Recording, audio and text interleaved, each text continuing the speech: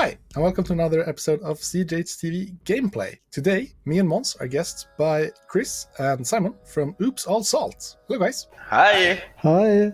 So what do you do on your channel? Oh, well, we stream regularly on Twitch, always Fridays. And we are playing cEDh, of course. And we stream in German language, so maybe that's an issue. But yeah, thanks for the invitation, guys. Oh, yeah, sure. I brought Dihada today, which is a Turbo North deck on its own. A very fast one, so to say.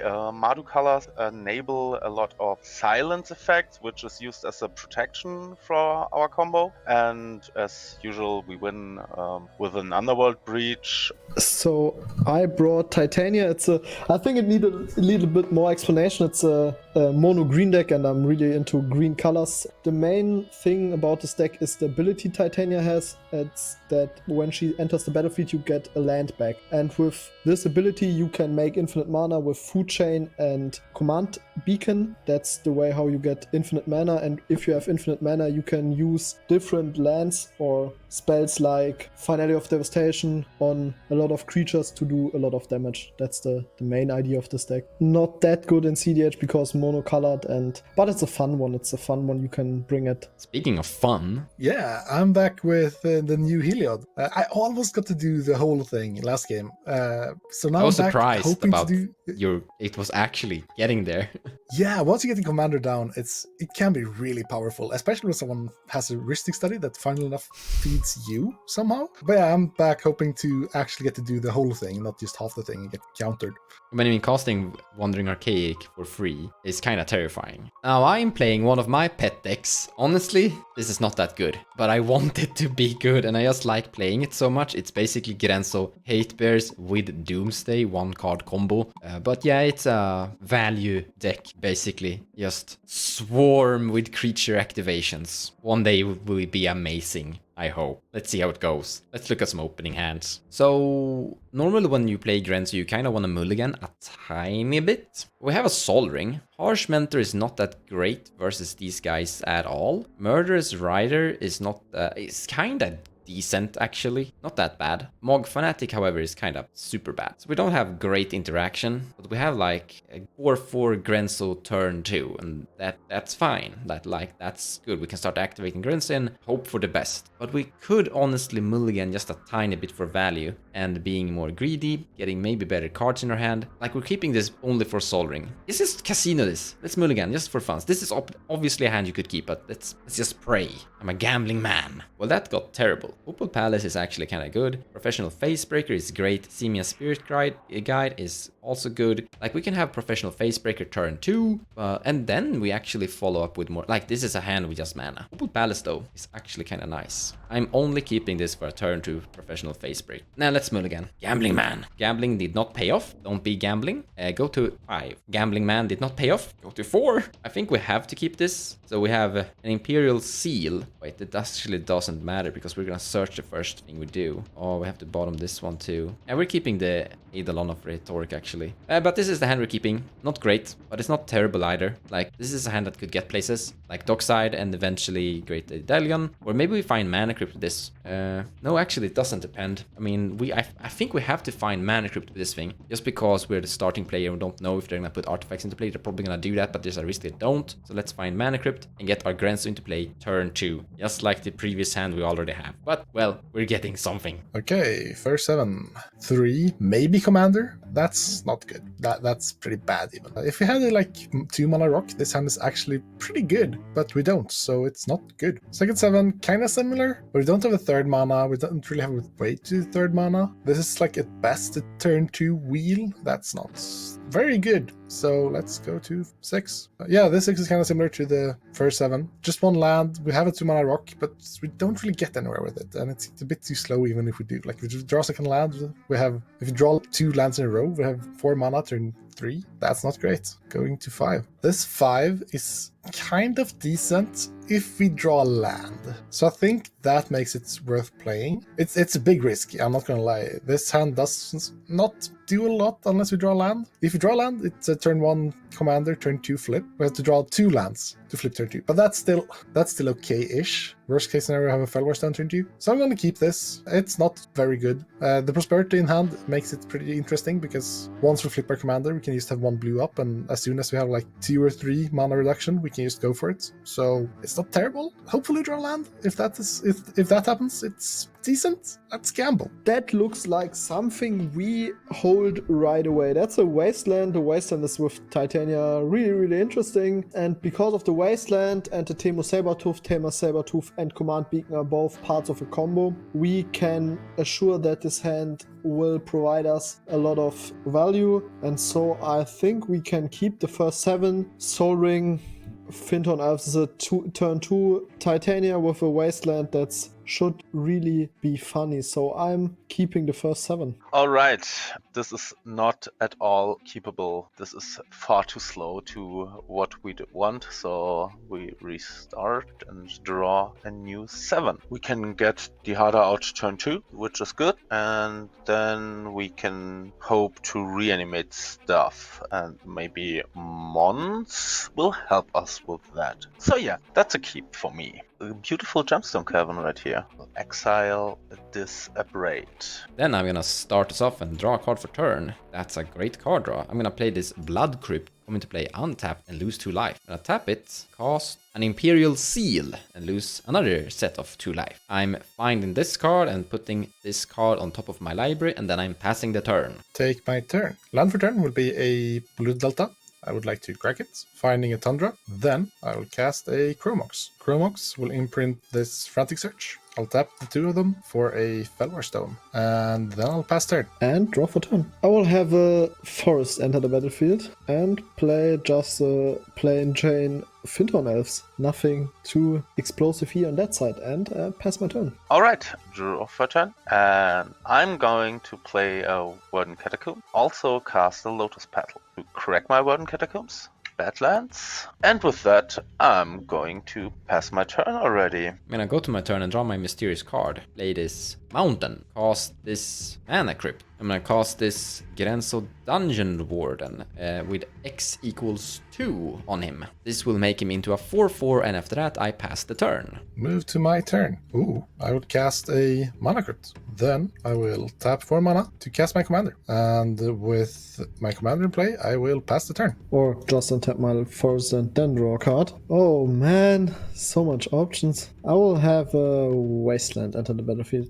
just to get some pressure on. Have a Mana Crypt. 2 colorless to cast a Soul Ring. Sacrifice my Wasteland to destroy the Gemstone Caverns. Then I will add 5 in total to green and 3 colorless, and would try to attempt to cast my commander Titania. With that, I will have an ETB and have 1 land from graveyard enter the battlefield, and it would be my Wasteland. So you can see with the Wasteland we are able to more or less control the mana resources of our opponents. You could technically kill the non-basic land from Chris, but I don't think that's necessary right now. I think Mons could be more of a problem, or that has to be debated after the turn Chris take. But I think destroying here the land from Chris isn't the best play. I would set him back a lot, but I don't think that's necessarily the way I want to go. So I'm basically just holding on with the Wasteland, and maybe at the end of Ponto's turn I shoot something up just because I will get another ETB from Titania probably, or sacrifice trigger, but we will see. That guy.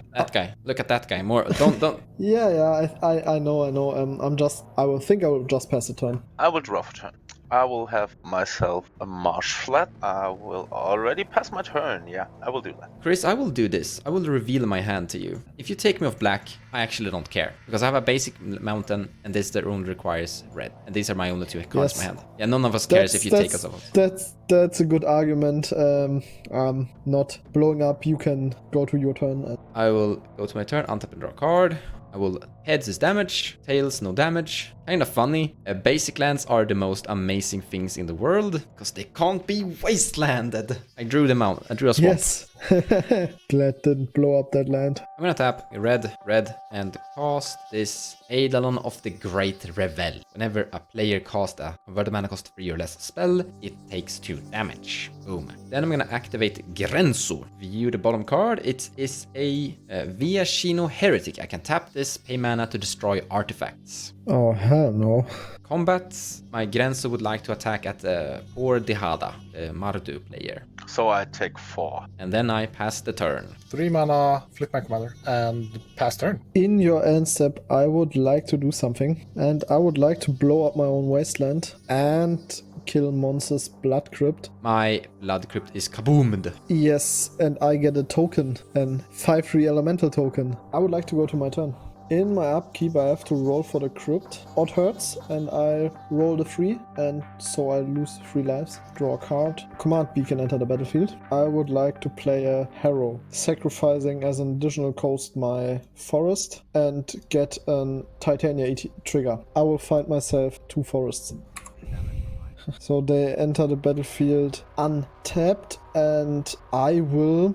Llanowar Elves enter the battlefield, then we'll go to combat to attack Dihada for 10. Poor Dihada. Playing Mardu is hard, and with that, I will pass my turn. Alright, draw for my turn. Not much I can do right now, so I'm going to pass my turn again. Go to my turn, untap and draw a card, and I don't take any damage from the manuscript. I flip tails. I'm gonna play this mountain, and I'm gonna activate Grenzo. View the bottom card. Oh, look at that. I get a Captain Lannery's Storm. I have nothing.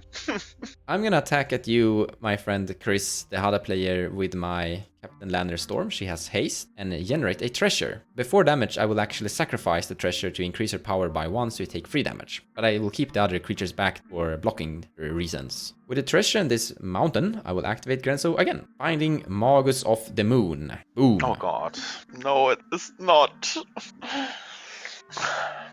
Yes, that's sad. So I have 2 options here. I can blow up a mana crypto, or I can destroy any artifact. Actually, we're gonna pass turn here. Feel free to do things, Pontus. Go for it. Oh, no, my hand doesn't really do anything.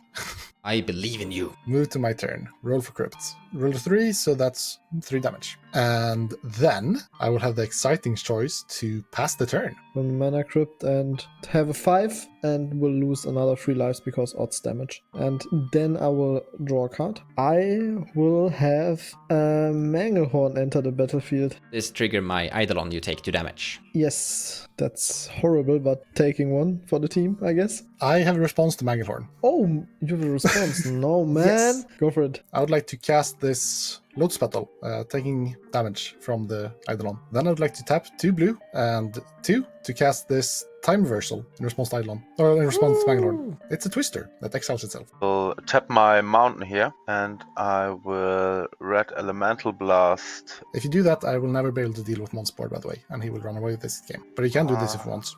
Do you really think so? You can deal with Montsport? I don't know. It's a twister. Yeah, I think that we're gonna be overrun by elementals, by forests. That's also a risk. I don't know.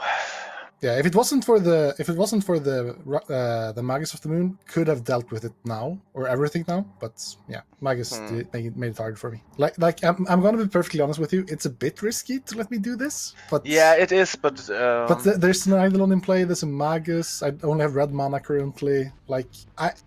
What do you have? Still, you have. Well, there's a twister, so I don't know what I'm going to have. No. I'm pondering about what mana do you still have open, and it's 2. Yeah, 2 red. I mean, yeah. Oh, all right. I think we go time reversal without a red elemental blast. Time reversal resolves. Shuffle, draw 3, draw 7. So we're back to Manglehorn on stack. I have 22 mana reduction currently. In response to Manglehorn, still, I would like to cast this Talisman of Progress, taking 2 damage. Then I'm good to let the Manglehorn resolve. I think hitting the mana crit from Mons was the best play, but now, Someone just reduced his casting cost of things for like 27. 400, yes. I think I will hit the Felwar Stone. Take his talisman, the one he just casted, because he cannot gain any mana he needs with his Fellwar Stone. Like, it only taps for basically green, red, and black, which is useless for him to take Talisman of Progress. Yes, for sure. Taking the talisman. Taking the talisman. Okay, in response to ETB, I'll take a damage to cast this Overloaded Psychrift. Oh man. This deck is sweet. I have a response. I'm going to activate Viashino Heretic. What do you want to destroy? I would like to destroy your Fellwar Stone, Pontus. Viashino Heretic will also deal 2 damage to you in the process of destroying that thing. Okay. Then I have no further effects versus Cyclonic Rift. Me neither. Cyclonic Rift resolves. I might as well just continue in response to the ETB. ETB is still on stack. I'll tap this blue to cast this Dramatic Reversal. Untap my permanents, or my non-permanents. Cast this Malevolent Hermit. Then I would like to cast this Windfall. Pretty good. The count on Windfall. I have 2. I have 13. Well, Okay, Windfall resolves. So we all draw 13 cards. I think we die now.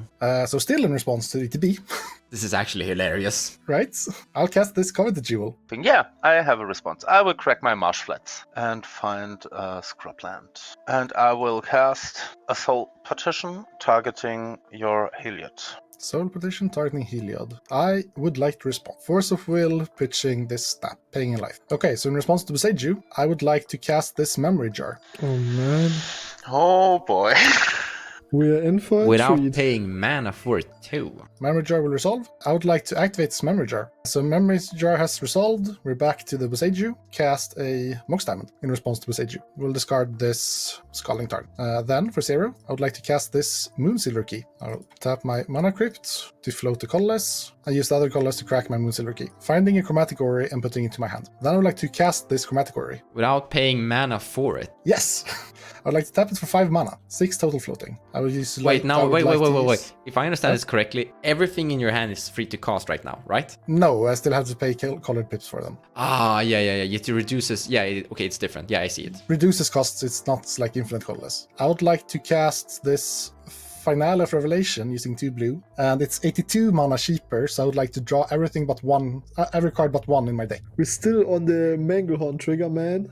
We're still on the Manglehorn, and then the Coveted Jewel, and then the Poseidon, and yeah. Your commander is actually pretty amazing with X spells in them, because this just became 2 blue mana, draw an enormous amount, right? Yeah, draw everything. Mm-hmm.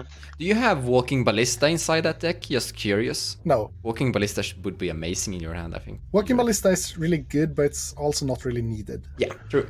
As you can see, my hand is very hard to parse. So I'm going to move my 1-card library to the side and just put this in my graveyard, or in my library, so I can actually search for the cards. I'm going to cast a Isochron Scepter, which will imprint Dramatic Reversal. And with that, I will activate it to make a loop for infinite mana. And with that infinite mana, I will cast a Blue Sun Zenith to cast Mons. I'll cast a Stroke of Genius to cast Chris. For infinite. And I'll cast a Drown in Dreams to kill Simon. Yeah, forcing my opponents to draw their whole deck +1 and die. It was really nice seeing the Heliod performing. I really like the show. Give it a thumbs up. Whoa, what a game. Really cool deck from Pontus he brought here. Heliod, new guy from Phyrexia. Had a lot of fun. Thank you for watching. Goodbye. If Rakdos just had better stacks cards. Psychrift, really strong. I can be in the void with a helmet. It always feels kind of bad to win when you're saying you're doing it for the good of the table, but I actually think I was doing that for the good of the table. I just happened to win on the way. I like winning. Good game.